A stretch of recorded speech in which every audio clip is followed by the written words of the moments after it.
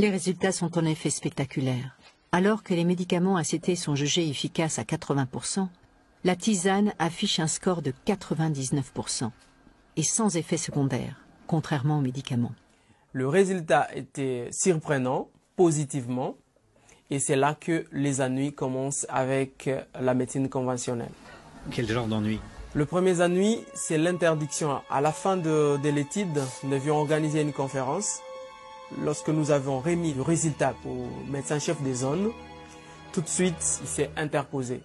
Il a dit « J'interdis, cette conférence n'aura pas lieu et je préfère que Jérôme puisse se taire et pas communiquer ses résultats à la population. » Ils ont vu que la tisane avait un meilleur résultat que les ACT et on nous a fait montrer que les différentes firmes pharmaceutiques risquent de couper leur appui.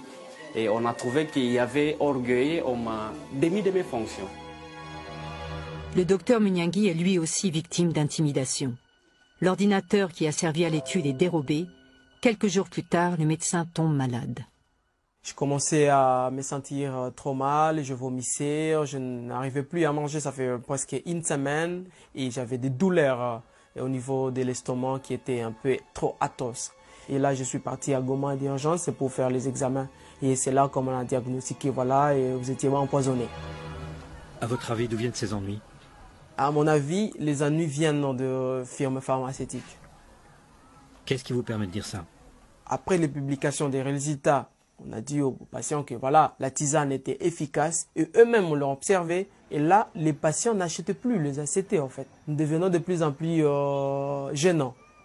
J'étais interpellé par un grand dépôt pharmaceutique à Kindu qui m'a dit mais nous avons les ACT, on n'arrive plus à les vendre vraiment à cause de votre étude.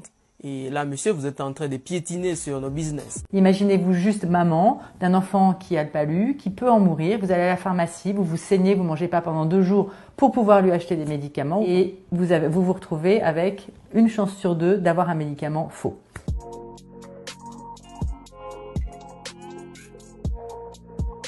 Donc le documentaire Malaria Business a été réalisé par Bernard Crutzen et il a ouvert les yeux sur une aberration de notre monde qui est la plus grande maladie infectieuse du monde peut être guérie par une plante que tout le monde peut avoir chez soi. Et aujourd'hui, nous avons donc des maisons de l'artémisia qui sont des centres de formation qui aident donc les populations à bien cultiver l'artémisia, à bien la prendre médicalement.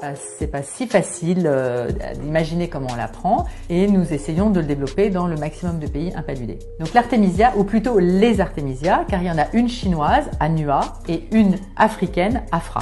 Elles soignent le paludisme depuis des siècles. On le sait très bien.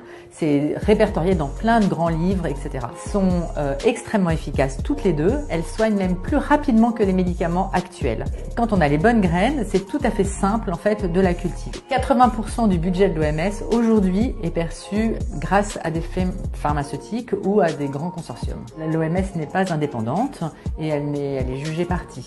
Donc aujourd'hui, c'est très compliqué d'arriver avec une thérapie alternative, on va dire, à des médicaments à l'OMS.